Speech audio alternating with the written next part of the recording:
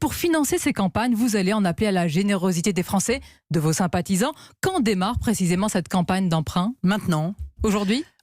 Aujourd'hui, Maintenant, maintenant, dans les jours qui viennent, nous allons effectivement lancer ce qu'on appelle un grand emprunt national, puisque le gouvernement nous prive de financement et que les banques refusent de prêter aux partis d'opposition.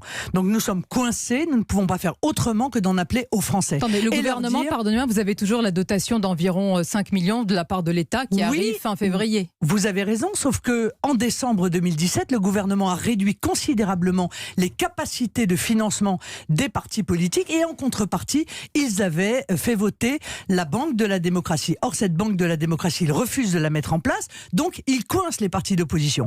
Nous ne pouvons faire qu'une chose, c'est en appeler à l'esprit de liberté des Français.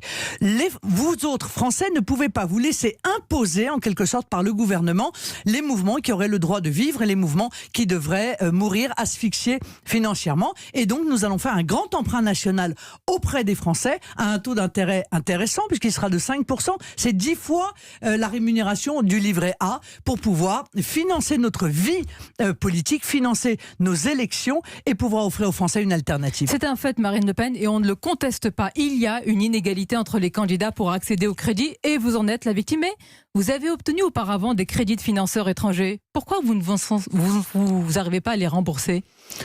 Parce que nous avons, encore une fois, aucun accès aux banques. Et donc, il faut que les Français sachent... Non, mais c'est un peu technique. Mais d'abord, je vous signale que depuis décembre 2017, on ne peut plus faire appel à des emprunts auprès de banques. Auparavant, vous en avez eu ? Union européenne. Bon, vous voyez, on a encore limité les possibilités et toutes les banques européennes refusent de prêter. Mais quand une banque vous prête... Eh bien, l'État rembourse les intérêts que vous avez dépensés.